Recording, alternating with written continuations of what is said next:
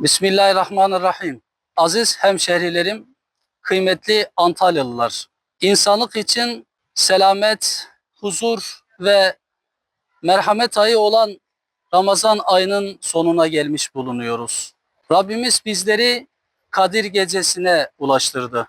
Bizleri Kadir Gecesi'ne ulaştıran şanı yüce Rabbimize sonsuz hamdü senalar olsun. Kadir Gecesi Kur'an-ı Kerim'in içinde indirildiği kutlu ve mübarek bir gece. Kur'an-ı Kerim'in tabiriyle 1000 aydan daha hayırlı bir gece. Rabbimize şükürler olsun ki bizleri bu geceye ulaştırdı. Bize de düşen bu gecenin hayır ve hasenatından istifade edebilmek.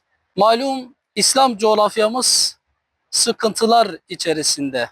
Zalimler, emperyalistler ve siyonistler Müslümanlara yönelik saldırılar gerçekleştirmektedir. İşte bu mübarek geceleri, bu manevi havayı vesile kılarak ellerimizi Rabbimize açıyoruz. Ve hem İslam ümmetinin sahil-i selamete ulaşması için hem de insanlık ailesinin huzur ve saadeti için Rabbimize dualar ediyoruz.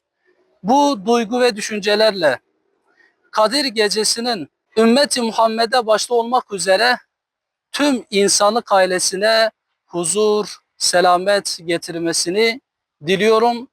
Antalyalı hemşehrilerimin de Kadir Gecesi'ni kutluyorum. Allah'ın selam ve rahmeti, bereket ve mağfireti üzerinize olsun.